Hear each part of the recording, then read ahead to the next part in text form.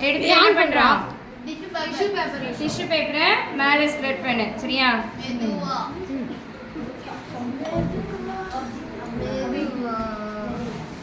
spread பண்ணிட்டு பின்ன என்ன பண்ணணும் மெதுவா அது மேலே வை சரியா வச்ச உடனே என்ன ஆகும் வாட்டர் மாலிகுல்ஸ்க்கு எது மட்டும் தான் இருக்குன்னு தெரியும் பேப்பர் மட்டும் தான் இருக்குன்னு தெரியும் எது இருக்குன்னு தெரியாது பின் இருக்குன்னு தெரியாது சரியா அப்ப அதுக்கு இடையில என்ன ஃபோர்ஸ் வந்து கிரியேட் ஆயிருக்கும் ஒரு எலாஸ்டிக் ஃபோர்ஸ் வந்து கிரியேட் ஆயிருக்கும் சரியா அப்ப இந்த வாட்டருக்கு வந்து என்ன இருக்கும் ஒரு டென்ஷன் உருவாகும் அந்த டென்ஷன் இருக்கிறதுனால இப்போ நம்ம எதை வந்து நம்ம மெதுவாக ரிமூவ் பண்ணுறோம் டிஷ்யூ பேப்பரை மெதுவாக உள்ளே தள்ளி விடு சரியா அப்படி தள்ளி விட்ட அப்படின்னா